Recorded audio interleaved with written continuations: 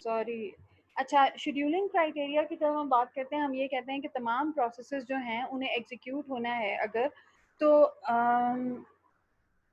कुछ इस तरह का, मतलब ये जो क्राइटेरिया है ये फुलफिल होना चाहिए। मैक्सिमम सीपीयू यूटिलाइजेशन हो, यानी सीपीयू मुस्तकिल बिजी रहे। थ्रूपुट, यानी कि नंबर, ज़्यादा से ज़्यादा number of processes same time पे एग्जीक्यूट हों और कंप्लीट हों। फिर टर्न अराउंड टाइम, यानी कि प्रोसेस को एग्जीक्यूट करने का जो टाइम है, ठीक है, वो कितना है। फिर वेटिंग टाइम, कि एक प्रोसेस ने कितना टाइम रेडी क्यू में वेट किया है, दैट इज वेटिंग टाइम। और एक प्रोसेस ने जब रिक्वेस्ट की थी टू गेट द सीपीयू, और फिर उसको जब रिस्पांस मिला, वो जो टाइम है रिक्वेस्ट से रिस्पांस तक का, that is the response time.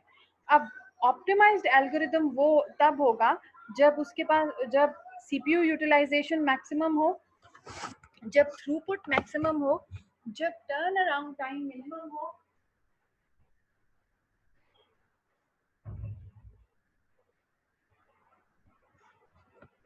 जब वेटिंग टाइम मिनिमम हो और रिस्पांस टाइम मिनिमम हो। यानी प्रोसेस जैसे ही रिक्वेस्ट सबमिट करे, वो उसी वक्त उसको रिस्पांस मिल जाए। प्रोसेस को कम से कम वेट करना पड़े। प्रोसेस जो है वो यानी कि कम से कम टाइम में एग्जीक्यूट हो। सेम टाइम पे बहुत ज़्यादा प्रोसेसेस एग्जीक्यूट हों, और मैक्सिमम सीपीयू, यानी CPU most of the time busy रहे। ठीक है, अगर कोई एल्गोरिदम ये तमाम क्राइटेरियाज फुलफिल करता है तो हम कहते हैं कि वो सबसे ज़्यादा ऑप्टिमाइज्ड एल्गोरिदम है।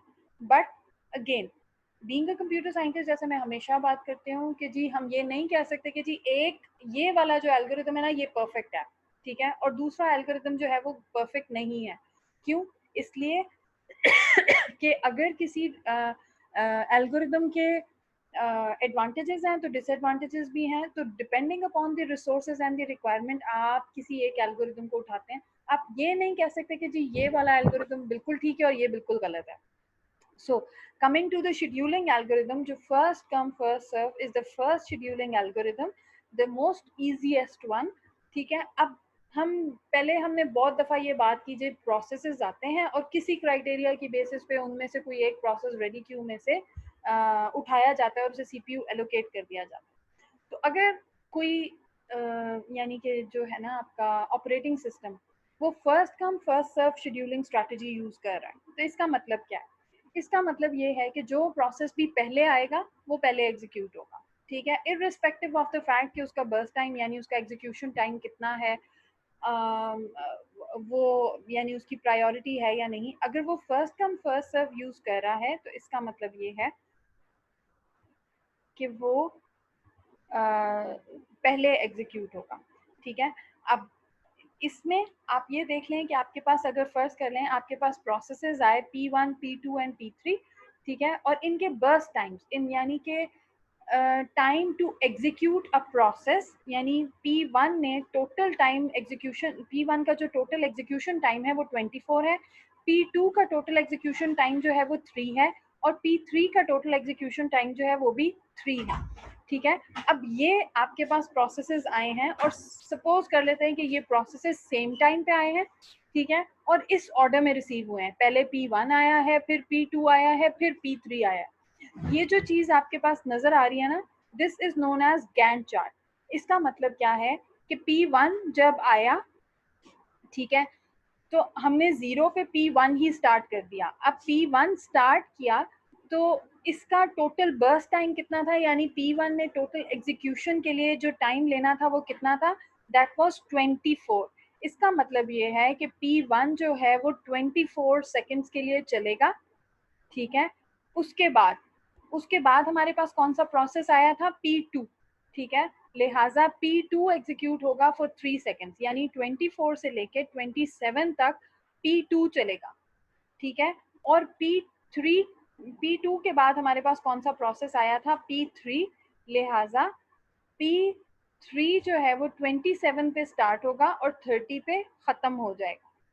ठीक, अब अगर मैं आपसे ये पूछूं कि वेटिंग टाइम ऑफ P1 क्या है, P1 जैसे ही आया वो स्टार्ट हो गया, तो इसका मतलब है उसका वेटिंग टाइम 0 हुआ। P2 हमने कहा कि जी P1, P2, P3 तीनों जो है वो सेम टाइम पे रिसीव हुए थे, तो इसका मतलब ये है कि अगर P2 भी 0 पे रिसीव हुआ था और P3 भी 0 पे रिसीव हुआ था, तो P2 का वेटिंग टाइम कितना हुआ,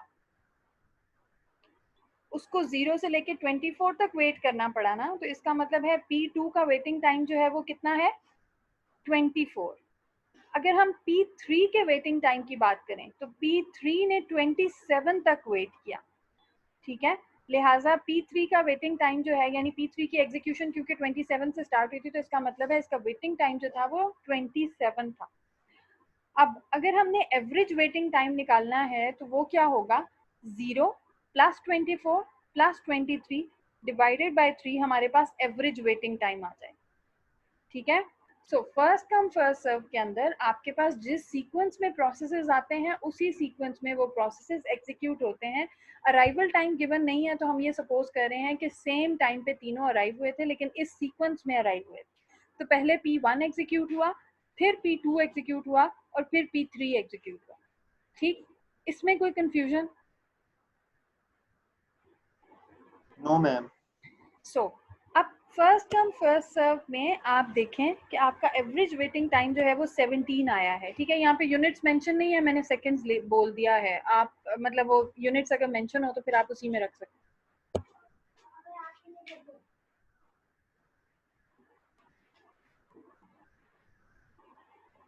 अब हम आ जाते हैं first come first scheduling. First come first serve की शेड्यूलिंग को अगर हम थोड़ा सा चेंज करें, अब हम सपोज कर लेते हैं कि हमारे प्रोसेसेस जो हैं वो इस ऑर्डर में अराइव हुए, यानी पहले P2 आया, फिर P3 आया और फिर P1 आया। अगर P2 पहले आया, फिर P3 आया और फिर P1 आया, अब अगर आप पिछली स्लाइड पे देखें तो P2 का जो बर्स्ट टाइम था दैट वाज 3, P3 का बर्स्ट टाइम भी 3 था और P1 का बर्स्ट टाइम 24 था, ठीक है।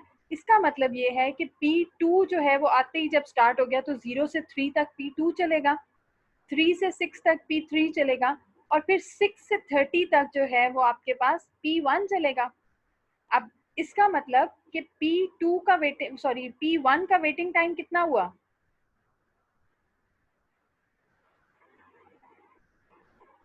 6।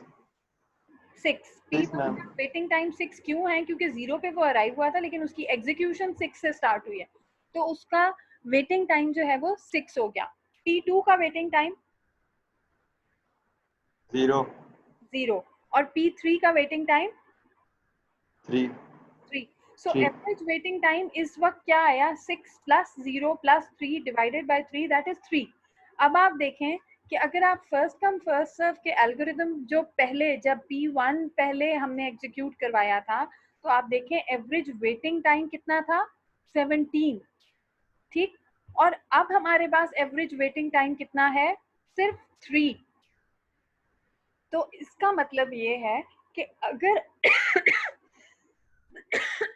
फर्स्ट कम फर्स्ट सर्व की स्ट्रैटेजी उस वक्त ज्यादा सक्सेसफुल है, या उसमें वेटिंग टाइम तब कम आता है जब आपके छोटे प्रोसेसेस पहले आ जाएं और बड़े प्रोसेसेस बाद में आ जाएं, ठीक है।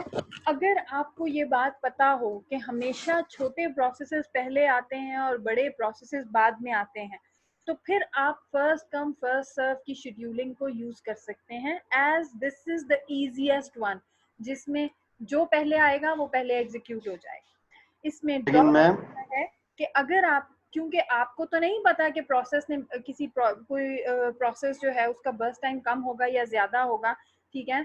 तो अगर कोई बड़ा प्रोसेस पहले आ जाता है तो एवरेज वेटिंग टाइम बहुत ज्यादा इंक्रीज हो जाता है। जी सवाल पूछें। मैम अगर नंबर ऑफ प्रोसेसेस इंक्रीज हो जाते हैं, सपोज अगर यहाँ पे P1 P2 एंड P3 हैं, और अगर हमारे पास सपोज कर लें 10 to 12 या मतलब n नंबर ऑफ प्रोसेसेस आ जाते हैं हमारे पास, और फिर वो अगर हमारे पास इरेगुलर ऑर्डर में प्लेस होते हैं, स्केड्यूल होते हैं, तो फिर तो हमारे पास मैम फर्क पड़ेगा, फिर तो हमारे पास एवरेज वेटिंग टाइम ज़्यादा भी आ सकता है। जैसे अब यहाँ पे कंपेरेटिवली अगर देखा जाए तो पहले हमारे पास 17 था और यहाँ पे 3 आया है। अगर हम लोग डालते हैं, हम लोग एन नंबर ऑफ प्रोसेसेस को अगर हम लोग कंसीडर करते हैं, तो फिर हम्म, हमारे पास ऑर्डर वाइज अगर देखें तो फिर हमारे पास वो कम आ सकता है, और इरेगुलर ऑर्डर में अगर देखें तो हमारे पास वो ज़्यादा भी आ सकता है एवरेज वेटिंग टाइम। अच्छा, तो ये आप तो हमारे पास ऑर्डर किस सिनेरियो चीज बेस्ड को है। कह रहे हो? आप ऑर्डर ये जो 1 2 3 लिखा हुआ है इंडेक्स में, इसको कह रहे हो?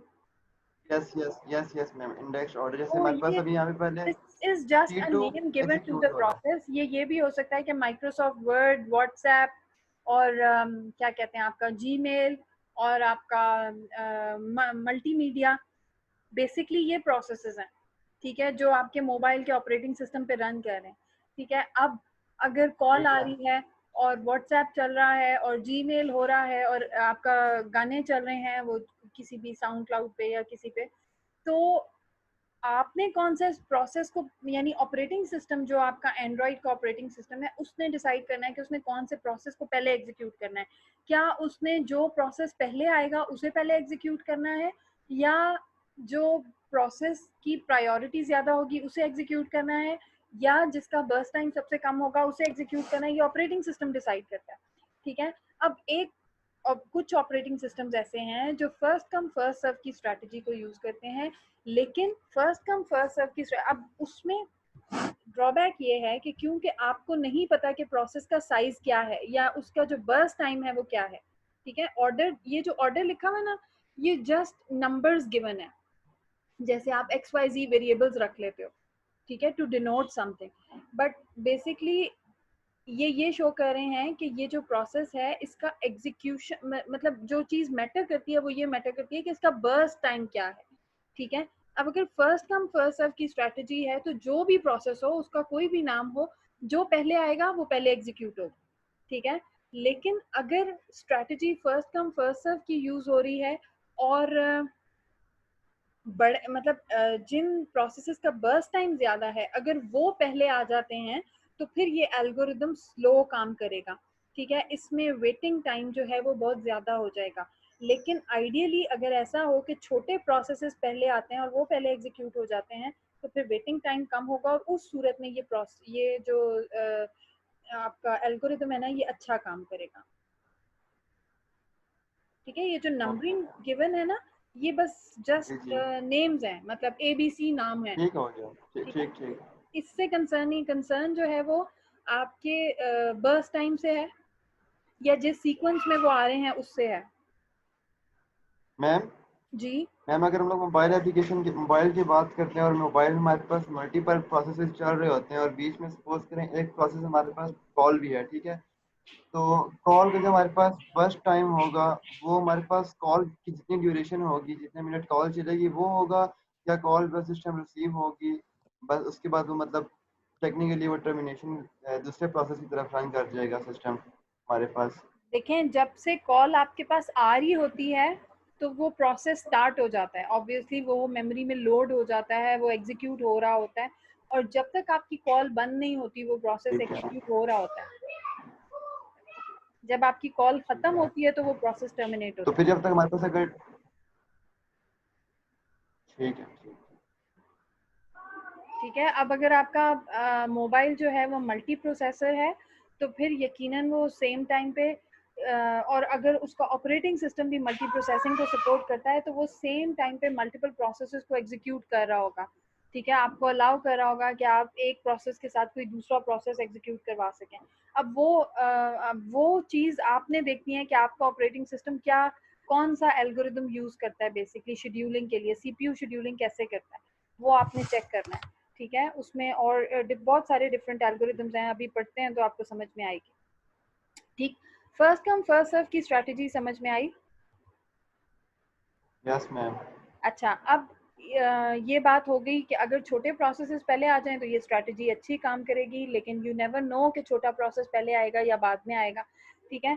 Convoy effect, short process behind long process. Convoy effect यही होता है कि जी पहले आपके छोटे प्रोसेस हों बाद में बड़े प्रोसेस हों। Consider one CPU bound and many IO bound processes.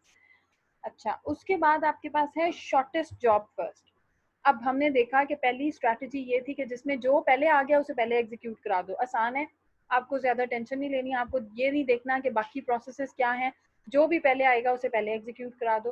That was a non pre-emptive scheduling algorithm, ठीक है। अगर प्रीएम्प्टिव मतलब होता तो फिर आप उसके अंदर और चीज़ें देखते हैं। अभी नॉन प्रीएम्प्टिव था, यानी एक प्रोसेस स्टार्ट हो गया तो जब वो कंप्लीट होगा तभी दूसरा प्रोसेस स्टार्ट होगा। अब हम आ जाते हैं शॉर्टेस्ट जॉब फर्स्ट पे। शॉर्टेस्ट जॉब फर्स्ट का मतलब क्या है कि आप हमेशा वो प्रोसेस पहले, अगर आपके तमाम प्रोसेसेस सेम टाइम पे आए हैं तो आप हमेशा वो प्रोसेस पहले एग्जीक्यूट करेंगे जिसका सीपीयू बस सबसे कम है, यानी जिसका एग्जीक्यूशन टाइम जो है वो सबसे कम है। Associate with each process the length of its next CPU burst. Use these lengths to schedule the process with the shortest time. Shortest job first is optimal. Gives minimum average waiting time for a given set of processes. The difficulty is knowing the length of next CPU request. Could ask the user. अच्छा, अब आप देखें कि आपके पास process था P1, P2, P3 and P4, ठीक है, इनके बर्स्ट टाइम्स गिवन थे। आपके पास सबसे कम बर्स्ट टाइम कौन से प्रोसेस का है? सबसे कम बर्स्ट टाइम कौन से प्रोसेस का है? P4 का। P4। इसका मतलब ये है कि P4 को एग्जीक्यूशन में सबसे कम टाइम लगना है, लिहाजा P4 सबसे, हम यहाँ पे ये अज्यूम कर रहे हैं कि हमें तमाम प्रोसेसेस सेम टाइम पे रिसीव हुए हैं, ठीक है। सो अगर P4 का बर्स्ट टाइम सबसे कम है तो P4 सबसे पहले एग्जीक्यूट होगा। 3 पे जब P4 ख़त्म हो जाएगा तो फिर वो चेक करेगा कि नेक्स्ट कौन सा प्रोसेस है जिसका बर्स्ट टाइम सबसे कम है। P1 है, ठीक है, क्योंकि रिमेनिंग थे आपके पास P1, P2 एंड P3, तो उनमें सबसे कम बर्स्ट टाइम जो है वो P1 का था, लिहाजा P1 एग्जीक्यूट होना शुरू हो गया। इसने 6 सेकेंड्स लेने थे, लिहाजा 3 से 9 तक चलेगा, ठीक है। 6 सेकेंड्स कंप्लीट होंगे और फिर उसके बाद वो दोबारा देखेगा कि अब कौन सा सबसे छोटा है। आपके पास लेफ्ट ओवर्स में है P2 एंड P3, ठीक है, लेकिन P3 7 है और P2 का बर्स्ट टाइम जो है वो 8 है, लिहाजा P3 स्टार्ट हो जाएगा और वो 16 तक चलेगा, ठीक है। फिर जब P3 कंप्लीट होगा तो आपके पास आखिरी P2 ही रह गया है, लिहाजा P2 एग्जीक्यूट हो जाएगा, ठीक। अब यहाँ पे अगर हम वेटिंग टाइम की बात करें, हमने कहा कि जी P1, P2, P3 और P4 सारे जो हैं वो सेम टाइम पे अराइव हुए थे, ठीक है। तो एवरेज वेटिंग टाइम यहाँ पे अगेन ये भी नॉन प्रीएम्प्टिव शेड्यूलिंग है, जिसमें अगर एक प्रोसेस स्टार्ट हो जाता है तो उसके बाद दूसरा प्रोसेस जो है वो पहला प्रोसेस खत्म होने के बाद ही शुरू होगा। अब अगर मैं आपसे ये पूछूं कि P1 का वेटिंग टाइम क्या है तो आप बता सकते हैं?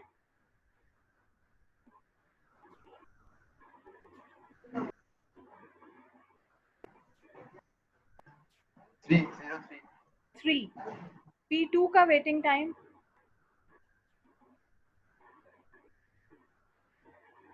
16। P3 का वेटिंग टाइम 9 और P4 का वेटिंग टाइम 0। ठीक है। लिहाजा जो वेटिंग टाइम्स थे उन्हें ऐड किया, divided by total number of processes that is 4, वो किया तो आपके पास जो वेटिंग टाइम आ गया दैट इज 7, ठीक है। अगेन मैं बार बार ये बात कह रही हूँ कि हम यहाँ पे ये अज्यूम कर रहे हैं कि तमाम प्रोसेसेस सेम टाइम पे अराइव हुए हैं, लिहाजा अगर 0 पे ही अराइव हुए हैं तो P4 का वेटिंग टाइम 0, P1 का वेटिंग टाइम 3, P3 का वेटिंग टाइम 9 और P2 का वेटिंग टाइम जो है वो 16 है, ठीक है। सो एवरेज वेटिंग टाइम जो है वो आपके पास 7 आ गया। ऑब्वियसली ये वेटिंग टाइम जो है वो ऑप्टिमल होगा, इसलिए कि आप शॉर्टेस्ट जॉब को सबसे पहले एग्जीक्यूट करवा रहे हैं, ठीक है। उसके बाद जो ये 10th 11th और 12th स्लाइड है ना, जिसमें वो नेक्स्ट सीपीयू बर्स्ट को कैलकुलेट कर रहा है, इसको आप बेशक छोड़ दें, ठीक है। क्यों? इसलिए कि हम थोड़ा आसान करके पढ़ेंगे कि सीपीयू बर्स्ट आपको गिवन है, ठीक है, और आपने उस सीपीयू बर्स्ट को देखते हुए ही डिसाइड करना है। यानी यहाँ पे ना एक ऑप्शन अगर आप देखें तो यहाँ पे एक चीज गिवन थी कि CPU burst time could be asked by the user, ठीक है। आप कैलकुलेट भी कर सकते हैं और आप यूजर से भी ले सकते हैं, तो हम अज्यूम करते हैं कि हम यूजर से ही ले रहे हैं कि जी जो प्रोसेस है उसका यूजर टाइम, उसका जो बर्स्ट टाइम है वो कितना है, ठीक है। हम बर्स्ट टाइम फिलहाल कैलकुलेट नहीं कर रहे, ठीक है। सो 10th 11th और 12th, लेकिन आप अगर चाहें, मतलब पढ़ना चाहेंगे मैं आपको समझा भी दूंगी और इसको कैलकुलेट कर भी सकते हैं, ठीक है। लेकिन फिलहाल कोर्स के लिए इस चीज़ को छोड़ देते हैं, इसीलिए ये स्लाइड डिलीट नहीं की है। ये स्लाइड्स आपके लेक्चर्स में मौजूद हैं लेकिन ये इंक्लूडेड नहीं होंगे, ठीक है। आपको बस टाइम्स गिवन ही होंगे। अब हम आ जाते हैं इस चीज पे जहां पे आपके पास है शॉर्टेस्ट रिमेनिंग टाइम फर्स्ट, ठीक है। अब शॉर्टेस्ट रिमेनिंग टाइम फर्स्ट जो है ये बेसिकली कॉन्सेप्ट है कि जहां पे आप अगर प्रीएम्प्टिव शेड्यूलिंग यूज कर रहे हैं, इसमें आप देखें कि आपको प्रोसेसेस गिवन है, आपको बर्स्ट टाइम गिवन है और उसके साथ साथ प्रोसेस का अराइवल टाइम गिवन है, ठीक है। मैम जी जी। मैम ये समझाने से पहले एक दफ़ा प्रीएम्प्टिव की एक दफ़ा डेफिनेशन उसका कॉन्सेप्ट दोबारा दे प्रीएम्प्टिव दें की ताकि डेफिनेशन समझ। ये है कि अगर कोई प्रोसेस एग्जीक्यूट हो रहा है, ठीक है, तो किसी वजह से उस प्रोसेस को रोक के दूसरा प्रोसेस स्टार्ट हो जाए, ठीक है। और मतलब कोई भी वजह हो सकती है, कोई इंटरप्ट कॉल हो गया है या उसे आईओ की जरूरत पड़ गई है या कोई भी और वजह, तो उस प्रोसेस को रोक के कोई हायर प्रायोरिटी प्रोसेस आ गया है तो उस प्रोसेस को रोक के सीपीयू उससे लेके किसी और को दे दिया जाए, ठीक है। और फिर उसके बाद दूसरा प्रोसेस एग्जीक्यूशन स्टार्ट कर दे। फिर दूसरे प्रोसेस अगर दूसरे प्रोसेस को अगेन सीपीयू छोड़ना पड़ रहा है तो फिर वो सीपीयू जो है वो वापस P1 को असाइन या पहले प्रोसेस को असाइन हो जाए। तो दैट इज प्रीएम्प्शन, कि जिसके अंदर आप एक प्रोसेस ड्यूरिंग द एग्जीक्यूशन उससे अगर सीपीयू ले लिया जाता है और किसी दूसरे प्रोसेस को दे दिया जाता है तो आप कहते हो ये प्रीएम्प्टिव है।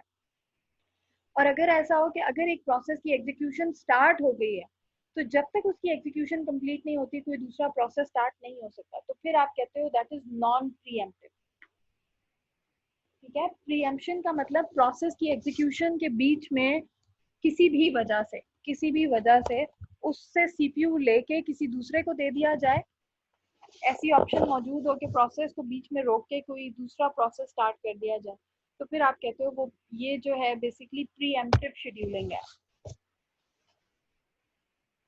ठीक है। जी मैम समझ आ गई। अच्छा, अब हम कहते हैं pre-emptive shortest job first Gantt chart. अगर हम शॉर्टेस्ट रिमेनिंग टाइम फर्स्ट की बात करें, अब ये एल्गोरिथम, इसमें आप देखें कि आपके पास अराइवल टाइम्स गिवन है P1, P2, P3 और P4।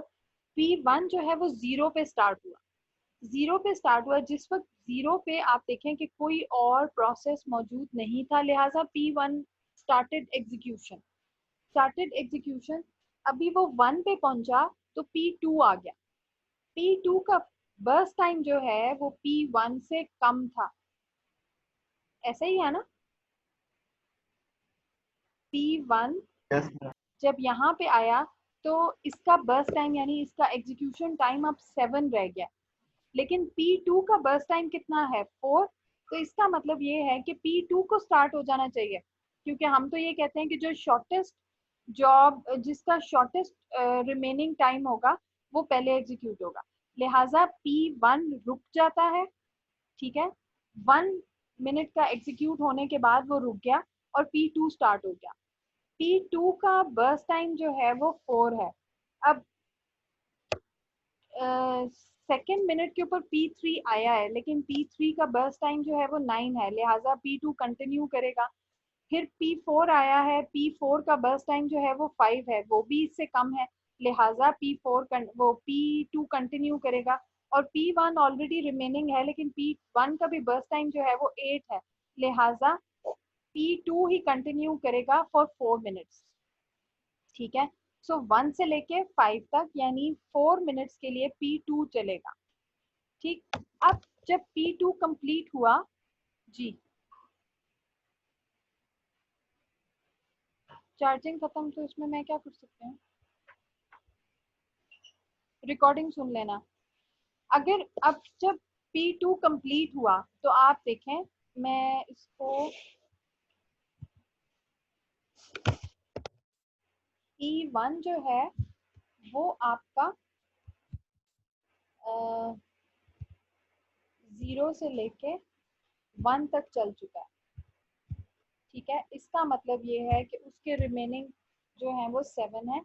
ठीक है, P2 जो है वो कंप्लीट हो चुका है, यानी उसके 4 मिनट्स कंप्लीट हो चुके हैं।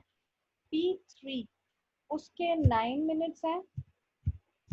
ठीक है, जब ये 5 पे एंड हुआ तो 5 पे आप देखें ये सब आ चुके हैं। अब आपके पास P3 भी है और P4 भी है, और P4 के मिनट्स जो हैं वो हैं 5। अब क्योंकि P2 कंप्लीट हो चुका है, ठीक है,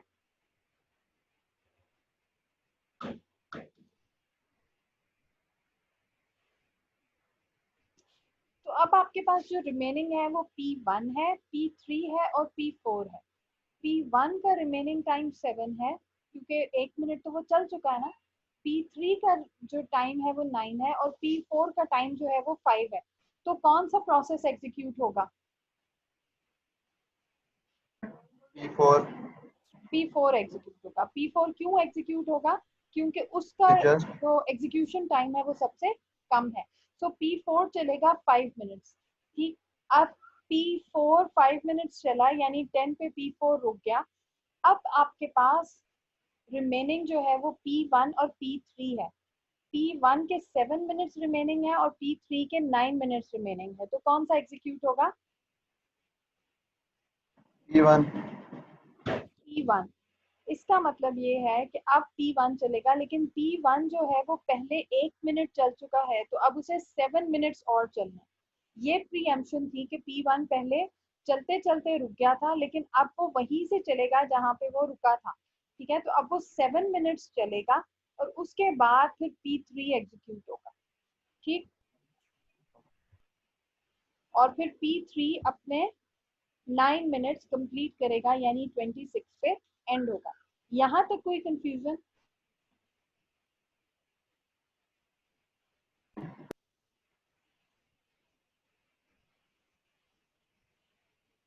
ये चीज समझ में आई? Yes ma'am. अच्छा, अब एवरेज वेटिंग टाइम कैसे निकाला? एवरेज वेटिंग टाइम आप देखें, P1 का वेटिंग टाइम क्या है? 10 यहाँ पे 10 है, लेकिन 1 मिनट तो वो चला था ना। शुरू में 1 मिनट तो वो चला था बच्चे। जी मैम। तो इसलिए P1 का वेटिंग टाइम जो है वो 10 - 1 होगा।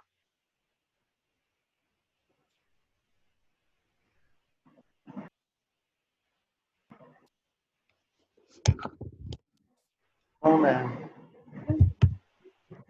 मैम P1 पहले ही चलना शुरू हो गया था, यानी 1 मिनट वो पहले चला था। ठीक है, जैसे ही आया था वो चलना शुरू हो गया था, और अब वो 10 पे चल रहा है, तो उसका वेटिंग टाइम जो है वो 10 - 1 मैम होगा। जी, मैम देखिए मेरी बात सुने।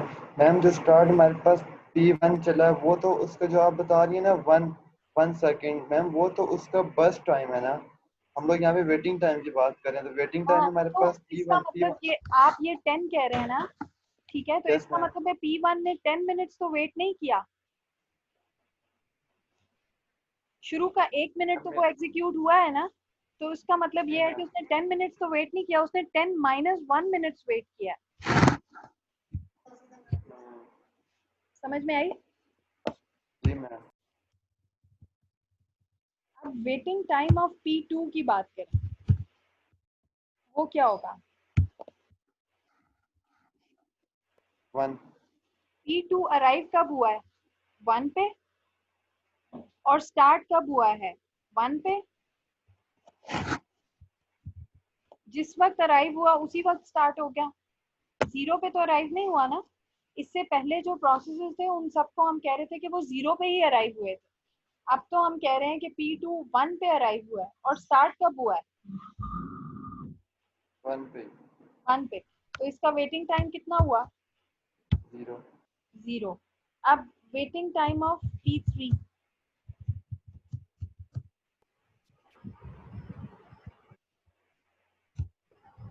वो क्या होगा?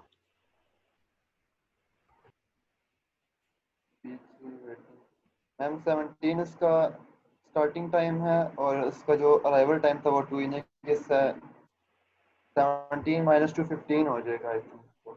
इसका हो जाएगा 17 - 2, दैट इज 15।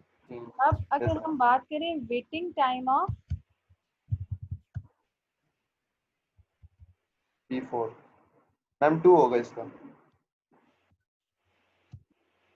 तो वो कैसे 2 होगा? मैम अराइवल टाइम 3 है और स्टार्ट 5 पे हुआ तो 5 माइनस 3 इक्वल्स टू 2। बिल्कुल, 5 minus 3 that is equals to 2। अब आपको समझ में आई? अब अगर हमने उसकी एवरेज लेनी है तो अगेन यहाँ पे 9 plus 1 plus 15 plus 2 divided by 4, आपके पास आंसर आ जाएगा 6.5। समझ में आया? Yes ma'am. सो यहाँ तक आज हम यहाँ तक ही पढ़ेंगे, ठीक है। अब थैंक मैंने यू मैम। ये 3 एल्गोरिथम्स इसलिए पढ़ाए कि अब आपको कंपैरिजन करने में, मतलब आप कंपैरिजन कर सकते हैं। पहले 2 एल्गोरिथम्स जो थे, पहली बात तो ये कि वो जो थे आपके नॉन प्रीएम्प्टिव थे, ठीक है। अगर वो प्रीएम्प्टिव हो तो क्या मतलब फर्स्ट कम फर्स्ट सर्व में तो प्रीएम्प्शन हो नहीं सकती। शॉर्टेस्ट जॉब फर्स्ट में प्रीएम्प्शन उस वक्त होगी जब आपके पास अराइवल टाइम गिवन होगा। उसमें भी हमने कहा कि सेम टाइम पे अराइव हुए हैं तो फिर तो ऑब्वियसली आप सिलेक्ट करेंगे। अब जो शॉर्टेस्ट रिमेनिंग टाइम फर्स्ट था उसके अंदर हमारे पास अराइवल टाइम्स भी अलग थे, ठीक है। तो फिर हमने क्या किया कि जब भी कोई नया प्रोसेस आता है जिसका शॉर्टेस्ट टाइम होता है तो फिर हम उसको कंसिडर कर लेते हैं, ठीक है। फिर वो पहले एग्जीक्यूट होता है और जो पुराना प्रोसेस है वो रुक जाता है, ठीक है। और हमेशा वो प्रोसेस पहले एग्जीक्यूट होता है जिसका एग्जीक्यूशन टाइम सबसे कम है, ठीक है। वैसे इससे अगला एल्गोरिदम भी हो सकता है लेकिन सिर्फ 4 मिनट रह गए हैं। मैडम अटेंडेंस लेके बस कर। सही है। फैसल आप इनकी अटेंडेंस मुझे मेल कर देना प्लीज। मैं पिक्चर ले लेता हूँ। हाँ पिक्चर मैम ले ये लो। Third one is interesting. Interesting है, ये आगे भी बड़ा इंटरेस्टिंग है, आपको मजा आएगा ये पढ़ने का। मतलब अब ना different algorithms different strategy sorry different operating systems different strategies use करते हैं। ये बात आपको पता है कि पहले हम यानी कि जब हमें कोई प्रॉब्लम मिलती है ना तो हम सबसे पहले उसका सोल्यूशन ढूंढते हैं। जब सोल्यूशन मिल जाता है तो फिर हम उस सोल्यूशन की ऑप्टिमाइजेशन करते हैं कि नहीं ये सोल्यूशन तो है लेकिन ये सोल्यूशन जो है वो बहुत टाइम कंज्यूमिंग है या बहुत रिसोर्स कंज्यूमिंग है, तो हम इस सोल्यूशन को जो है वो ऑप्टिमाइज कर देते हैं, ठीक है। तो on the on this basis different algorithms define किए गए। अब आपके सर्कमस्टेंसेस, आपकी जो क्या कहते हैं रिक्वायरमेंट्स है उनके ऊपर डिपेंड करता है और फिर उसके बाद आप डिसाइड करते हैं कि कौन सा बेस्ट एल्गोरिदम सूटेबल होगा, ठीक है। सो अगेन ये लेक्चर्स भी मैं अभी ड्राइव पे डाल देती हूँ। मेरा ख्याल है ये वाली स्लाइड्स मैंने डाल ही दी थी लेकिन दोबारा डाल देती हूँ। और एक फोल्डर भी शेयर कर देती हूँ। आपने असाइनमेंट्स उस पर फॉरवर्ड करनी है, अगर किसी को कोई प्रॉब्लम है तो वो भी अपनी मुझे स्क्रीनशॉट भेज दे, ठीक। और इससे रिलेटेड असाइनमेंट और एक क्विज, वो मैंने ए सेक्शन को कहा था आज होगा क्विज लेकिन आज नहीं हुआ। अब मैं सैटरडे को अपलोड करूंगी क्विज, ठीक है। मैसेज कर दूंगी आपके सीआर्स को, फिर 1 घंटे का टाइम दूंगी। एमसीक्यूज होंगे 10-12, ठीक है। वो आपने सॉल्व करके उसी तरह फॉर्म्स के ऊपर मुझे सबमिट करवाना होगा, ठीक है। और जितना हमने आज तक पढ़ा है इस पिछला लेक्चर और ये वाला लेक्चर जो है वो उसमें इंक्लूडेड होगा। मतलब जो भी आपने लेक्चर खत्म करवाया वो वाला और ये वाला जो स्टार्ट करवाया अभी ये वाला और पिछला वाला यानी 7, 8 और 9, 10 इनमें से होगा, ठीक है। एमसीक्यूज होंगे, मतलब आसान आसान सा होगा, ठीक है मैम। ठीक। तो अब लेक्चर एक दफ़ा देख लेना, इन क्वेश्चंस को अपने हाथ से करके देख लेना। कोई कंफ्यूजन हो कोई चीज़ हो तो आप नेक्स्ट क्लास में मुझसे पूछ सकते हैं, ठीक है। Okay ma'am. चलें, all the thank best. You कोई मैम। सवाल है तो अल्लाह पूछ हाफिज़। सकते हैं।